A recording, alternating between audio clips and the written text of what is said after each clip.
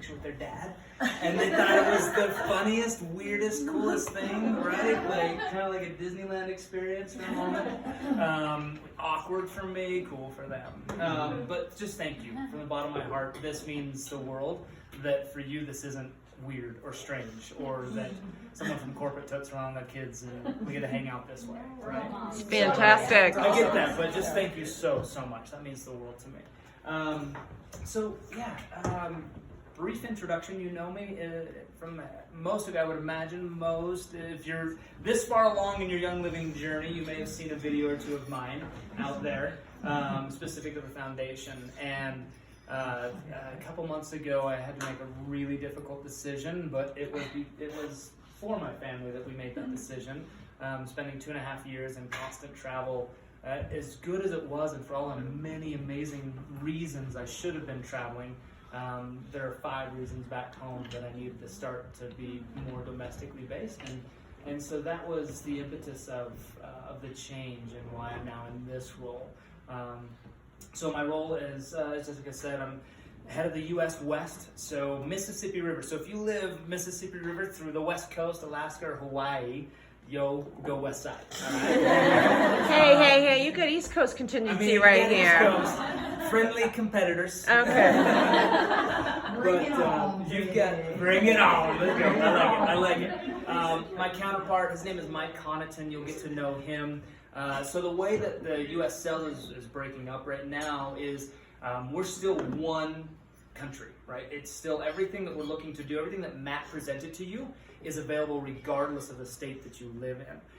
But we are breaking up East and West because y'all are doing such a good job of increasing the size of the Young Living family.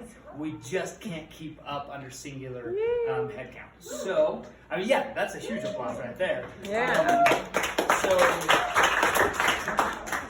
No, okay. She's just waiting for Kendall to say yes, let's go play. So under both of us will be a director and then LDMs, and you met Matt, and we're growing out that leadership development team, and man, they please look to leverage us. We want to support your business. We want to support your growth. We want to support your leaders, your budding leaders. Something that we've already put in play in the short time that Mike and I have been in our positions is we have worked with member services to start to make calls out to new executives. So all the September executives who ranked up, they have been reached out to in the last 2 days by a member services team dedicated to executives. And the whole point is to congratulate them, to let them know that they actually have some perks of being executive and that they're on the right path, right? And if that executive is like, wow, I've got an amazing upline, thank you so much, my upline's got me scored away, cool, done and done, but we still want to congratulate and celebrate the wins. Is that all executives or just new? New executives, yeah, so new in September. So we'll keep trying to go back in the year, but newly ranked executives in September. So there were over 90 of them, and they reached out and connected with either voicemail, directly contacted, emails to all 90 in 2 days. I just saw somebody post today about it. I got a call from your So awesome. That's awesome. So that's one thing that Mike and I firmly believe in is celebrating the small wins, right? We celebrate what we want to replicate, and thank you, love you. All right, dad arm. Gotta rejuvenate the dad arm, right? Like, there's a reason right hand's a little stronger than the left. She always goes right side. But we believe in celebrating the small wins and the big wins, right? Ranking up to Royal Crown Diamond is amazing. And it's such tremendous work and represents so much that has to happen. But for someone new to Young Living and getting to executive, they may feel the same way about all of their efforts, and we want them to be seen, to be heard, to be loved on, not just by their upline and their cross line, but by corporate. To know that they've got a family back here in Utah, and that we care about their success and we care about their continued success. So whether it's executives, whether it's new ranks of leadership ranks, or it's even level up, double up. We have our entire leadership team, Diamond Support, LDMs, myself. We're making calls weekly now of those who've hit a level up, who've hit 3 enrollments, 4 enrollments. We're trying to celebrate the small wins and just kind of bring back that spirit of, oh yeah, I did something today, and you did something amazing. So it's just a little bit of the cultural kind of shift in philosophy that Mike and I are bringing into things. But at the base of all that is purpose. I wouldn't have started with Young Living 3.5 years ago had it not been for purpose. I was kind of looking, but just open to opportunity. I was done working for companies who kept saying that they believed in family and they were doing things for a bigger reason and they weren't all about profit, when in reality they just were. And it's easy to say something, it's a lot harder to walk your talk. And Young Living, I don't know, many of you probably haven't heard the story, but when they called me, I honestly thought Young Living was just this small little farm down in Mona, Utah. Like, I literally, I was like, oh, yeah, Young Living, thanks for reaching out. like, you mean like just the lavender farm on my way down to St. Peter's that I drive by. I'm like, thank you. I don't know that you're a big enough company for me. I literally said that to them. And this was the spring after y'all hit $1 billion. Like, I didn't know. I was, and she was so sweet because it wasn't uncommon. You guys know that Young Living still is building out. Is that a headhunter? Yeah, it was it was one of the recruiters at Young Living, and she was like, okay, I'm gonna give you a pass. And some lavender. Yeah, here's at the time Peace and Cummings out of Peace stock. and So, but definitely she took her time. She talked to me about it and said, "All right, $1 billion. I guess you're big enough." But so you kind of like, okay, cool, but so what? So what? $1 billion company, 500 billion. Like, the size of the profits doesn't really matter, and at the time it didn't matter to me, and it still doesn't. You could be the smallest mom and pop shop, and if you're changing lives through your product, through your service, if you're doing things the right way, I'm interested, because that's my value. I care about the person. My personal why is other people's success, your success, right? Because I know that by focusing on you and by helping you, by giving you a hand, that I will grow from that. I'll get stronger. Just like holding my girl right here in one arm, right? Just giving her that little bit, great, I did my bicep curls for the day, right? But other people's success allows us to build ourselves, both directly and indirectly. And so the size of the company didn't matter to me, it was the heart of the company. And what drew me in were two things: Gary's vision of product, which was, I don't create a product for a profit, I create for a purpose. And that's saying to me, like, that was just this whole new vision of product. Because I've been supporting and representing manufacturers who only cared about profit and commoditization and getting the biggest amount of dollars from you at retail. And I'm good at it, right? But that wasn't driving me. And I was kind of done with people shedding tears over printers and cell phones and things. Right. So it just sang to me, but it still wasn't enough. I was like, okay, that's your talk. Like, that's pure talk. Could be marketing spin, I don't know. Kept doing some research, and it was the foundation. That was the second key to me, that was where I saw them walking their talk, was 100% of what you're doing, right? Not just your donations, but when we grow as a company, Young Living's ability to support doing good in the world grows. And that was, for me, is like, done. Let's make this happen, because in the role they brought me in, which was global promotions, my purpose became, I literally, at first it was like, okay, I got to do really good at promotions, but then I felt like this extrinsic motivator that, again, wasn't calling to me. I was like, wait, why did I join the company? And so when I figured out that if I was really good at my job, I did my very best, that meant you could put your best foot forward. You could take every opportunity you put in front of you, and you could share your story, your personal story, not the story about the promotion, but your personal story, and then this happens to be something that you can leverage as well, right? Every chance we had to give you a tool was a way that I felt I could help you grow. And as you grew, so did Young Living's ability to do better in the world than they had done the day before. And that was the purpose I brought, and that's the purpose that we're bringing still to this day, which is our number one goal is your success. Our number one goal is to give you the tools, the resources, the training necessary for you to feel empowered and strong and confident and just this boldness to step out This group doesn't need more boldness. From what I hear, this group, though, is already there. But just to continue to do that, but then even be bolder in the way you structure your business. The way that now you're setting yourselves up and developing your leaders. Looking at yourself in the mirror saying, I'm the leader that they should be following, but I want to go develop somebody. I want to give and breathe life into them so that together we grow. This retreat, if I'm understanding it correctly, is not necessarily about just how to go grow a Young Living business. Y'all have done that. This retreat isn't just about a whole bunch of wonderful, confident, strong women coming together to share best practices. This is literally about how do we look at our organizations and how do I lift the next person up? And in that same vein, training them to lift the next person up.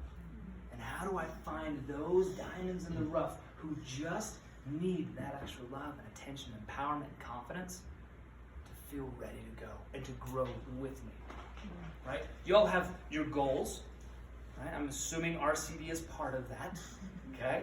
Yes, I'm like, so red in the room, right? So that was amazing. Here's what happened. So many of you were like, nope, yep, I want to, like, all in on it, ready to go, and a lot of the yells are like, yeah, maybe, because like, a lot of heads would bow. Don't bow your head, even though you're yellow. It's not the paycheck. It's not the free, like, it is about that journey, getting there, and who you're lifting up along the way. What are you building along the way, right?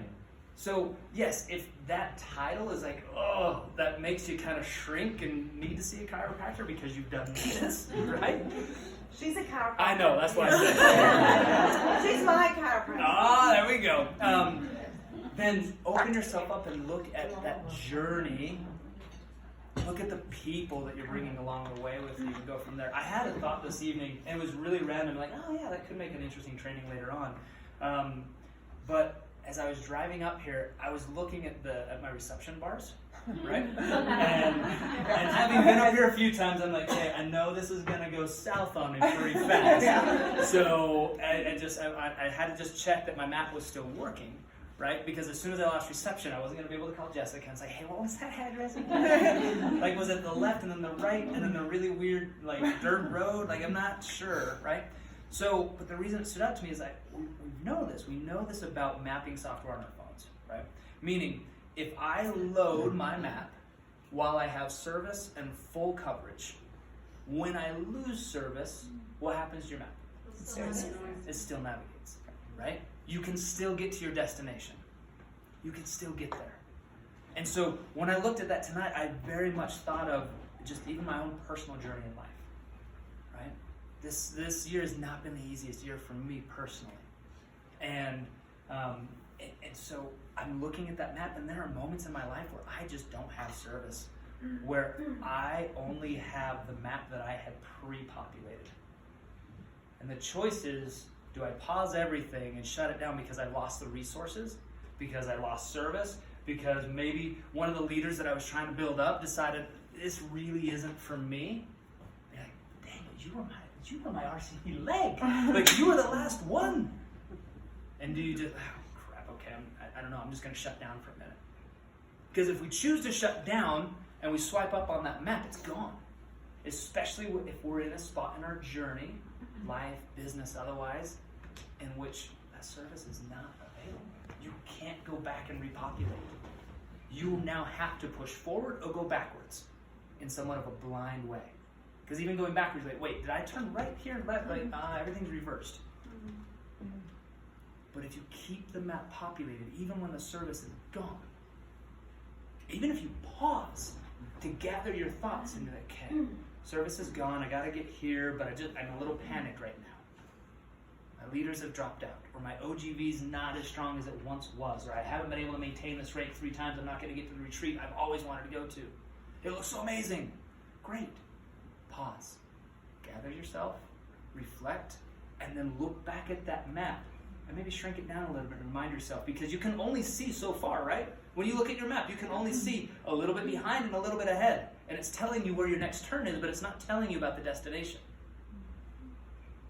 You have to physically maneuver the map to remind yourself where that destination was. And if you're a visual learner like me, I need that constantly. I need to constantly be maneuvering my map to remind myself, okay, I like to know that this is the right and then a left, and then have the map remind me later.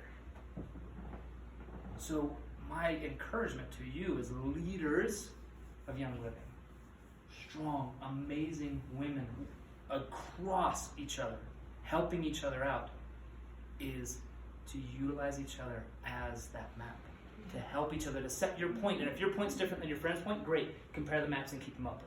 Keep them open. Right? Intrinsically motivate yourself so you always have that why, that purpose, that drive that is inherently Young Living.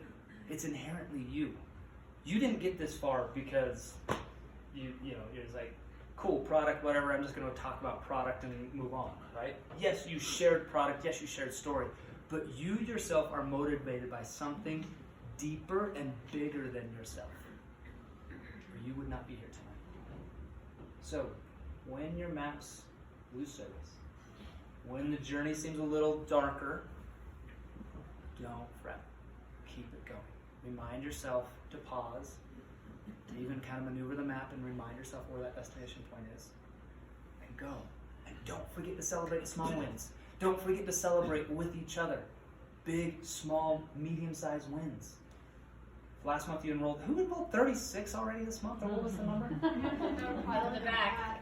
The two of us. Okay, the two of you. Okay, but still, well done. Like, wow, all right. Okay. We're not done. We're not done over. Somehow I knew you'd say that. So, right, but if next month you only enroll 3, right, still celebrate. Ebbs and flows, we can still celebrate the wins. Last story, just got back from hiking Kilimanjaro. Yeah, I mean, like, life-changing, yes.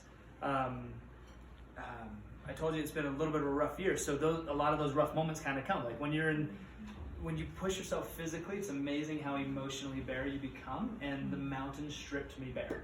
The mountain made me have to face some of those things that, helpfully or unhelpfully, I had said, I'm not dealing with this right now. And the mountain's like, no, you are. you get to have this panic attack right now in the middle of the night. Right? And you know, it happens, right? But the reason I bring that up is because that journey wouldn't have been possible without the guides and the porters. Okay? 7 days on the mountain, 5.5 days to get to the summit, 1.5 to get down. The only reason, honestly, the only reason we got through what we did and were able to be successful and get off the mountain with help was because we had 80 individuals in porters and guides who ensured our success, who did a lot of the legwork in the background, who looked out for our needs ahead of us, who were ahead in the trail, who got ahead and set up camp so that when we, like, power hikers, right? Yeah, we got up there, we're at camp, like we just drop bag, go to sleep, eat, and get up the next day and focus on hiking. So when I look at your business, I look at this. My income producing activity that day, every day, was a step, and a step, and a step, and a step. Break, feed myself, drink, keep stepping. That was how I was going to get to my goal, right? My income producing activities were super small, constantly repeated. Only way I was going to be there was step by step by step by step. The amount of work that went into making it so I could just focus on those, I cannot describe it. How humbling it was to see a porter. I'm going slow by slow, just thinking, yeah, we got this, I'm feeling healthy, I'm feeling good. And then this gentleman carrying his personal pack and probably my 30-pound pack of other gear that I didn't need that day, blowing past me on the way up. And then he's like, with a smile, Jambo, which means hello. and you're just like, yeah, whatever, right? Like, and we were friendly, it was great, but it brought me to literal tears. Literal tears on the day that we were leaving a camp to go to base camp to summit. That day, like it was, we woke up, ate, hiked 3 miles, rested, went up to summit. They sang, that like they came together and just poured into us. They gave us their energy, they gave us their love, they gave us their song, they gave us everything. And they'd already given us so much to get us to that point, to even have a chance at somebody. And it just brought me to tears. The amount of people who, and honestly, they didn't care about me, but they cared about my journey. And it was one of those porters who made it for my son and I on that mountain, 4 a.m., hiking through dark. I'm fast asleep on the poles. And I just sit down, and it's the first time, like, I literally was like, I have nothing left. All I want is a hot cup of something. It's cold, we're going too slow. I just don't know, right? And I'm just in that moment, again, my service was gone. And this porter reminded me, my map was open. So he walks up and he's like, hey, how are you? That's it. He didn't say, like, how's your pace? How's this? Just literally looked me in the eyes. How are you? Like, not good. Because in that moment, I had nothing else. Service was dead. I couldn't even see my map. Although it was still open, I couldn't see it. And all I could do was be vulnerable in the moment and just say, be honest, like, not good. That was hard. I'm tired. And he, bless his heart, he just shook his head. He's like, you want some tea? and I was like, with no other options, I'm like, yes! Yes! Like, now! Let's go! But just the fact that someone cared enough about my journey to pause, look me in the eye, ask me a question. I was honest enough to say, not good. And they were ready and willing with something. It wasn't that he said, so what do you need? He offered what he had. Okay? Offered what he had. And then from that point forward, we had my mind started to work. Oh yeah, this is what we got to do. Income producing activity. Walk. Super slow, but we're going to get there. And we did. Because we knew then we had the question to ask, what time is it? 4:15? 45 minutes? I can see the rays of dawn. I just got to make it to dawn. I just have to make it to sunlight. Just a ray of sun will give me that little extra hope. Okay, so I share that with you because there's some analogies, a lot of analogies. And you guys can kind of think through that and talk about it amongst yourselves and kind of what stood out to you. But for me, when I look at this, when we're back at corporate, we're those porters and guides. We are hustling our tails off, trying to get ahead of you, come behind you, bring you the right thing at the right moment that is going to help you in your business. And if it doesn't, guess what? We're open to the feedback. We want to know that, nope, that's not it. Right? Try again. But I'm going to stay here on the rock because I'm too tired to keep doing what I need to do. But I'll wait for something else. But you're still on the journey, right? So we're those individuals. We want to be there for you. Secondarily, be the porter for somebody else. Be that porter. As you have come together now over the last 3 days, you have this amazing group that can support each other in your goals, in your maps, in your destinations, in your journeys. Be willing to be the porter. And if somebody's willing to be a porter and just ask you, how are you? Pause, even if you may be super busy or you're red and like, I don't deal with this, I don't deal with emotions, I don't need your help, I don't need this. Be honest. Be willing to dig deep and find your yellow and say the honest truth. And if you're good, celebrate together. And if you're not, great. Be vulnerable, be honest, be a part of each other's journeys, and you will not only get to where you need to get to, but you'll do it together, and you'll be able to celebrate those wins, and then one day you'll be able to return that favor report to somebody else. So those are kind of off the hip cuff leadership stories that I have for you as far as kind of our roles and way kind of where I view myself in your journey. We're a porter, we're a guide. You are building your business. I don't know how to build a business, but I know how to build the tools and be there for you. So we're here for you. We're here to support you. We're here to help you become the success that you are and the success you want to be. Because I promise you, you are all significantly stronger and more successful than you'll even admit to yourselves. You are already on top of the mountain. You just need to make that walk there. So, love you guys. Thank you for having us.